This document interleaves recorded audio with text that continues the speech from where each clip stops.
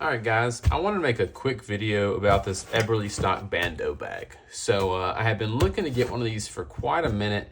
Really have found that a fanny pack or a lumbar pack or whatever you call it is a super convenient way to carry gear. I actually ended up picking up this one for turkey hunting. I had originally wanted multicam. I am still waiting on a multicam bando bag that I ordered back in February, early March. It is mid-April now. So not super happy about that. Ended up picking up this one just to have something, and I'm gonna go through it real quick. So what I've got here is, kind of a turkey loadout. So planned to use this bag originally for turkey hunting. So what I've got in here is kind of turkey hunting stuff, but I packed it a little fuller than I normally would just to kind of give you guys an idea of what's going on here. So as you can see, it's, pretty much stuffed to the gills. You could get a little bit more in there if you wanted to, but I thought this was kind of a good way to show you the space in there. So let's go ahead and open up this main compartment here. So in there, we've just got a camo buff, crow call. Well, let's keep that stuff from sliding out of here. Got a couple strikers. And then in these two slip pockets in the front, I've got a couple pot calls. Again, this is kind of more stuff than I would normally have, but I thought it'd be good for illustration. In this back zipper compartment, which we'll go through everything in a minute, got a couple extra shells, and I've got a little Nightcore headlamp. And I think that is it for this pocket here.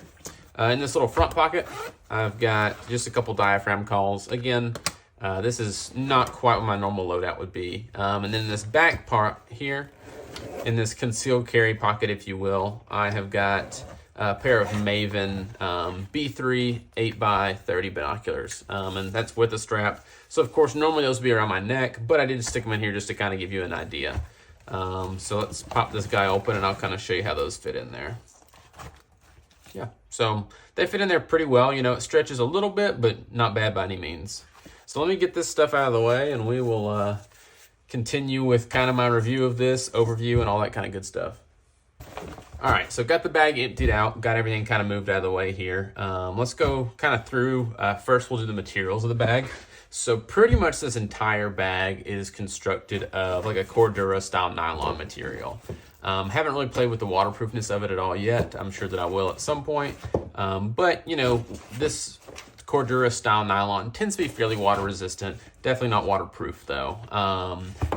The entire bag, like I said, is that Cordura material. So everywhere from the back panel, these wings on the side, front pocket, top, everything is that material, aside from, of course, the lining on the inside is a little bit lighter material. And then it's also got, some other stuff, some other materials kind of strewn throughout. Other stuff on here, zippers move great. They are not YKK though, as far as I can tell. There's no identification on the zippers. There is, however, a YKK zipper on the inside, which is kind of interesting. But they seem to be fine. Everything I've had from Eberlestock in the past has been really good stuff, so I'm really not too worried about that. As far as the strap goes, again, you just got a very basic nylon strap. It's got a tri-glide for adjustment here. So this buckle here is a ladder lock buckle. So, as you adjust it, it's going to stay put.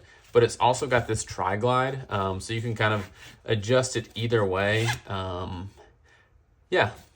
And then as far as this buckle goes, it's a Duraflex buckle, but it's kind of chintzy. As you can hear, it kind of rattles around, which is just not the best thing in the world, in my opinion. Could have had a better buckle in there.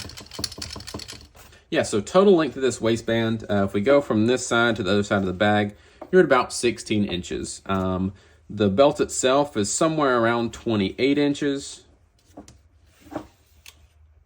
And then if you account the 2 inches for the buckle, that's what you're working with. So what is that? 16 plus 2, somewhere in like the 46-inch range. So you've got a good bit of room here. I've got a pretty narrow waist, so it's not been an issue for me, but I could see it being an issue for bigger guys. So keep that in mind. Not sure if that's also on the Bando XL or not. Yeah, so let's kind of go ahead and hop into, I'm going to kind of take you from the outside in. We'll go through the bag here. So, like I was talking about, the strap here has got this ladder lock buckle as well as a tri-glide on this buckle, which I'm not a huge fan of. Two things this does. One, if you're wearing this back with this pack with any kind of backpack or anything like that, this tri-glide is an extra pressure point. So if you're wearing this with a backpacking bag, when I'm turkey hunting, I'm wearing a backpack typically, or even if you're just wearing an EDC backpack, if this is on your back, this is creating a pressure point where you're gonna feel some, pressure of that backpack or whatever is riding on you. It's also curved slightly, which may help with comfort, but I'm not sure that it will or not. The other problem with this tri-glide situation is that it makes adjusting this bag way slower. So instead of, just throwing it on, cinching it up, and you're ready to go, you've got to kind of play around with this tri-glide, take it off, mess with it. So I'm honestly going to probably end up cutting this thing off. Not a huge fan of that design. Again, chintzy buckle, probably going to change that out too. This is a $60 bag, so pretty disappointed in that. Moving in, this is probably one of my least favorite things about the bag, and that is this back panel right here. Eberlestock, in their wisdom, decided, hey, let's put a non-breathable Cordura back panel on this bag. Eberlestock is known for making really great hunting and hiking packs and military packs, all of which have spacer mesh. I know they can get spacer mesh, but instead they decided to just leave you with this piece of Cordura so that you can get sweaty and muggy. Not sure what they were thinking there, but that's what they went with. It wouldn't have caused them any issue whatsoever to put some spacer mesh back here. I actually have an Ozark Trail bag that I got from Walmart that was the precursor to this bag, just to see how I like the lumbar pack, and it's got spacer mesh. $2 at Walmart. This is a $60 bag, and it has Cordura. So not a good idea, but whatever. So let's move into this first pocket. This is the concealed carry pocket. So it's got two zippers, one on either side. They move, very good. These corners are no issue. They slide around just fine. And inside this pocket, you'll also find that it's got a hook and loop field here, and it comes with this little piece of Velcro with an elastic loop for, storing a handgun. So this is Eberlestock's second big oversight, in my opinion. So not only do they give you a Cordura back panel against you to get you nice and sweaty, but they've got a giant Velcro field right against that. No foam between it, no breathability whatsoever. And of course, this Velcro field, this hook and loop panel, is backed with plastic. So again, zero breathability whatsoever. For a concealed carry bag, if you're just hopping it on, putting it on, hopping in your car, going to the convenience store and then back and you're taking it off, that's fine. But if, you were walking around an amusement park or, taking a walk or going on a hike or walking the dogs or whatever, that is a terrible design. Terrible. The one thing it does do is protects your gun from that sweat, which I guess is a good thing, but otherwise not a big fan of that design. It does have two loops down here. You could use that for something like, it's got like a, the trigger cover style holsters. I think maybe Zacchaeus. There's a Zacchaeus holster. I know that HPG sells for a holster maker, a Kydex manufacturer. But otherwise, no big issues with this pocket. Just a big open pocket. To kind of give you an idea size-wise, here's an Anker 20,000 milliamp hour battery. That's about the size of an iPhone 15 Pro Max or, a similar size phone. So it fits with no problem in there. Other stuff, here's a Glock 43X. Again, not going to have any issues with that. Let's go ahead and kind of show you how that's going to fit. The nice thing about these dual zippers is that it gives you really quick access, so you can kind of orient it to how you want. A lot of times what I'll do is actually split them, so I've got, somewhere to kind of reach my hand in, and then when I pull something out, it's going to pop right open. So that's a good design there. Again, 43X, and that is unloaded, by the way. 43X fits no problem whatsoever. This bag was actually designed for a Glock 19, so, you wouldn't assume it would have any issues there. Other stuff, Kel-Tec PMR30, again, unloaded. Almost fits. It comes really, really close, which I was hoping it would. I wasn't expecting it to. I know Eberlestock does have a Bando XL, But it comes super duper close to the point where you could really, you know, if you're trying to conceal your handgun, probably not the best move. But, you know, if you're hunting, want to have a handgun with you, that would work just fine. And then, again, for size comparison, I've got a full-size Glock here as well. This one does have a light on it, so of course it's not going to fit. But it honestly comes pretty dang close. Again, you've got a pretty roomy area there. So anything, you know, much smaller than a full-size Glock. Again, this one's got a light, so it would come even closer had it not had a light. It's going to fit just fine. So again, I'll kind of overlay these on that for you. So there's that hook and loop panel. There is a Glock 17. Comes close, but just won't quite fit in there. At least, well, looks like it might. Let's actually try that. Yeah, I think it's gonna fit. Well, that surprised me, but yeah, a full-size Glock will fit in there with a light. So, of course, your mileage might vary, but that fit, which is crazy to me.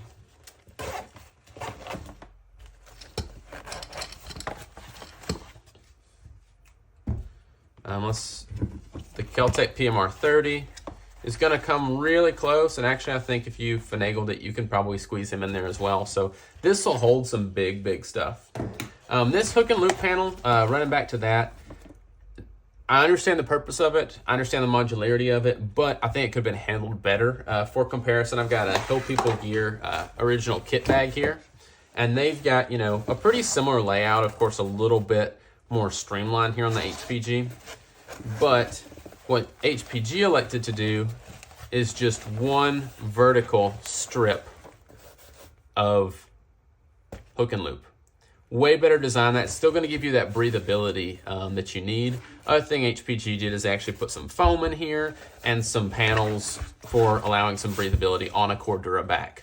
Eberlestock, on the other hand, did not. They decided, let's just roll with a Cordura back, no ventilation, and a full hook and loop panel. So yeah, that's probably my biggest knock on this bag. Going to this next compartment.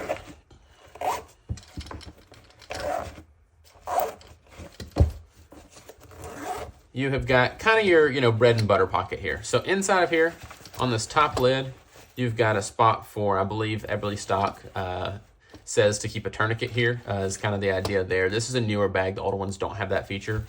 Inside this pocket, you've got two slip compartments in the front, just with an, you know, kind of a lightweight material and an elastic piece at the top. And you've got a large zipper compartment that's mesh. Again, that's got a YKK zipper on it. Works flawlessly.